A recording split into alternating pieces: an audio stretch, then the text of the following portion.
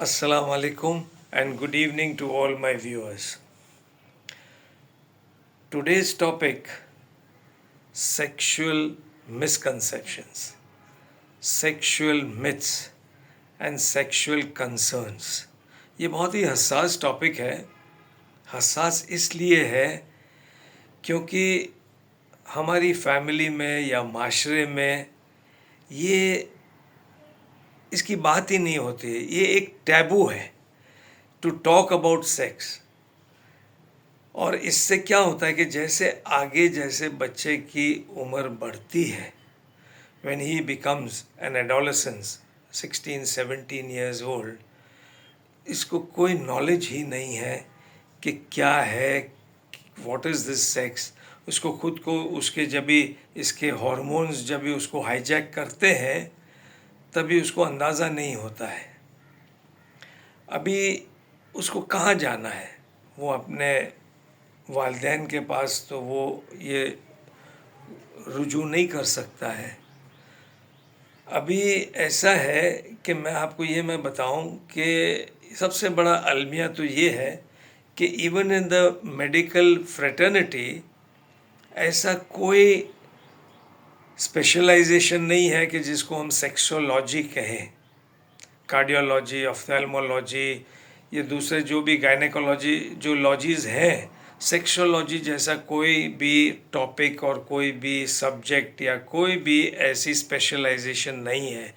ये सब चीज़ जो है ये डॉक्टर्स अपने रिसर्च पे वगैरह ये करते हैं। जैसे अभी I am a chest specialist, but I have worked with my boss mister doctor Prakash Kothari, gem of a person, बहुत ही अच्छे इंसान। उनसे हमने बहुत कुछ सीखा। तो वो कुछ जो भी हमने जो सीखा है वो कुछ हम आपके सामने यहाँ कुछ रखेंगे, जिससे जो भी मिसकंसेप्शंस और जो गलत फहमियाँ हैं वो आपसे दूर हो जाए। पहली टॉपिक पे हम जो आते हैं ना इसमें, वो है कि मास्टरबेशन। अभी मास्टरबेशन जो है वो हम कहते हैं कि जो हाथ गाड़ी चलाना, इन वेरी लेमैन्स टर्म के मूठ मारना, ये जो चीज़ है ये शुरू से सिखाया जाता है कि ये बहुत ही गलत है।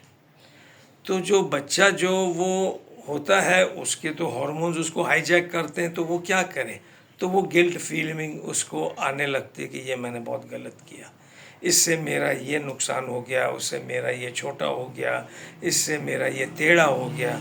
और वो जाता भी है वो कहीं पे भी किधर सलाह मशवरे के लिए अपने दोस्तों से, वो इनको भी कोई कुछ इल्म होता नहीं है और वो कोई बाबा के पास जाते हैं और वो सब चीज़ें उनको उल्टा सुल्टा सब अपना चूरन बेचते हैं और ये एक विशियस साइकिल में मुब्तला हो जाता है कि ये बहुत ही गलत हो गया मुझसे।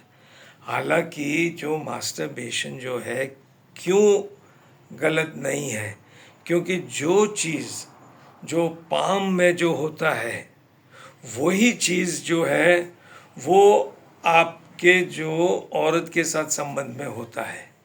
तो प्रॉब्लम किधर है?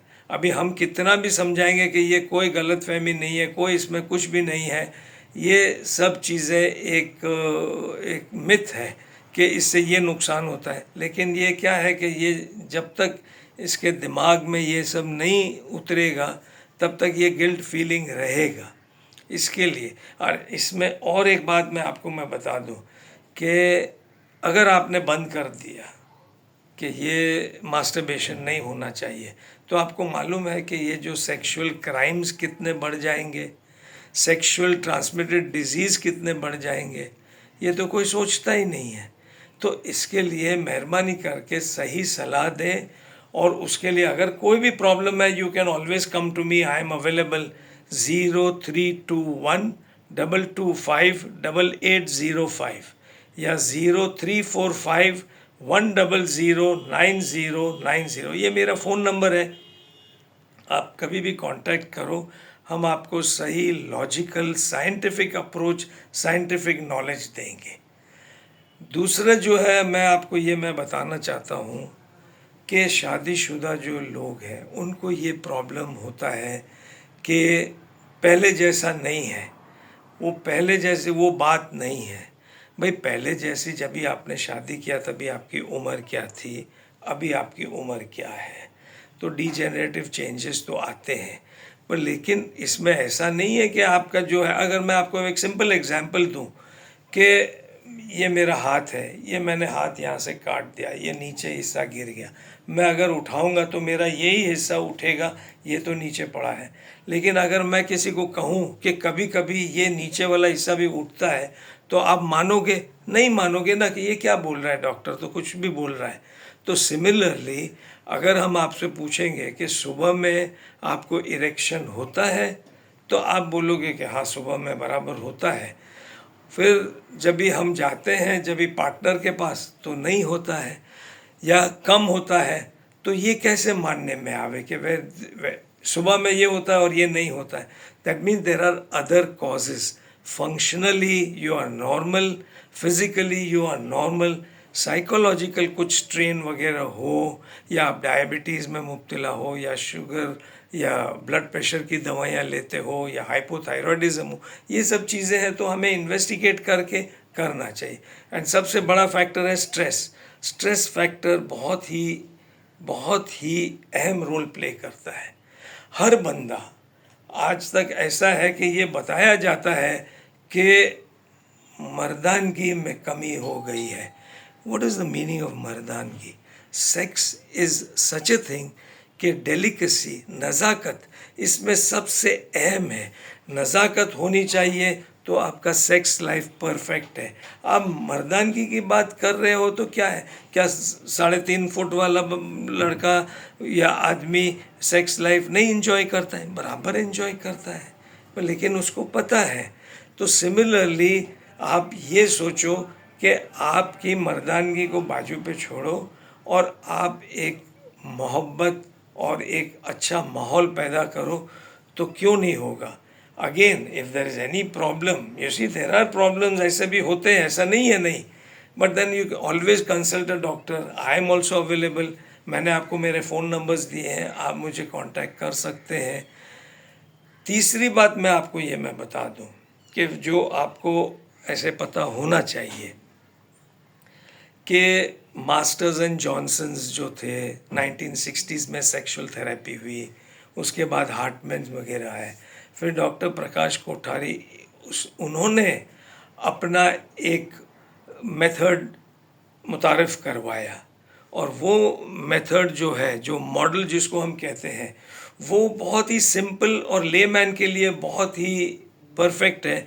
वो है कि डिज़ायर, ख्वाहिश होती है, इरेक्शन होता है, डिज़ायर, इरेक्शन, फिर पेनिट्रेशन और ऑर्गेज़म।